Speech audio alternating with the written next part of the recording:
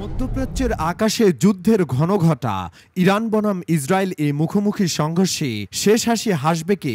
প্রযুক্তিতে পারদর্শী ইসরায়েল নাকি দীর্ঘমেয়াদী পরিকল্পনায় শক্তিশালী হয়ে ওঠা ইরান? উত্তর এতটা সহজ নয়, কিন্তু ইঙ্গিত দিচ্ছে এক অজানা সত্য। ইরানের সঙ্গে সম্ভবত পারবে না ইসরায়েল। প্রথমেই দেখা যাক সামরিক প্রস্তুতির দিক থেকে ইরান গত কয়েক বছর ধরে যে ভয়ঙ্কর প্রস্তুতি নিয়েছে তা শুধু আত্মরক্ষার জন্য নয়, বরং জবাব দেওয়ার জন্য হাইপারসনিক মিসাইল, গভীর ভূগর্ভস্থ ঘাঁটি, উন্নত ড্রোন প্রযুক্তি, এমনকি স্যাটেলাইট নজর এড়াতে পারে এমন সব মিসাইল দিয়ে ইরান তৈরি করেছে দেশটির প্রতিরোধ শক্তি, যা কোনো সাধারণ যুদ্ধ নয়, বরং লম্বা সময়ের জন্য তৈরি একটি যুদ্ধনীতি।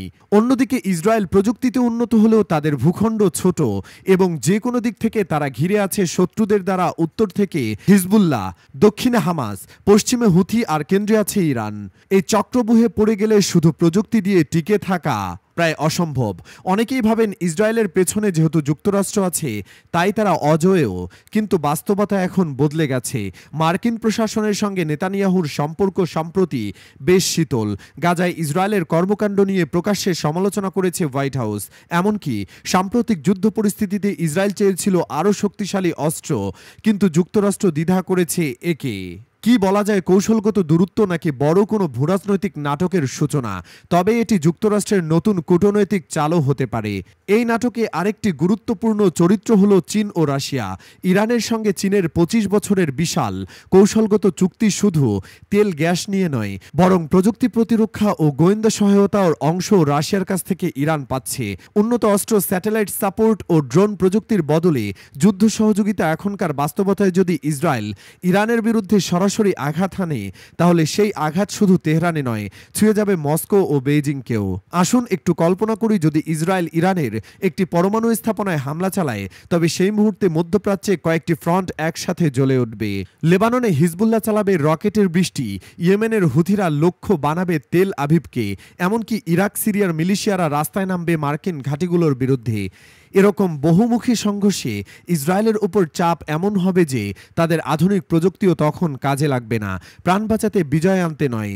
তবে একটা দিক থেকে ইসরায়েল বেশ এগিয়ে আছে। ইরানের কাছে আছে পারমাণবিক অস্ত্র, তবে এর ব্যবহারে হয়তো যাবে না ইসরায়েল। ইরান এমন একটি দেশ যারা যুদ্ধ চায় না, কিন্তু যুদ্ধ এলে তার নিজের শক্তিতে চালায়। তারা জানে জবাব দিতে এমনভাবে যাতে শত্রু দ্বিতীয়বার চিন্তা করে। এই মনোভাবকে পশ্চিমারা একসময় হুমকি মনে করত, এখন তারা এটাকে বলছে ডিটারেন্ট ক্যালকুলেশন। সহজ কথায়, ইরান এখন শুধু ক্ষেপণাস্ত্র ছোড়ে না, ছোড়ার আগে বিশ্ববাসীকে জানিয়ে দেয় আমি প্রস্তুত। আর সেই ঘোষণা মানে যুদ্ধের ঘণ্টা।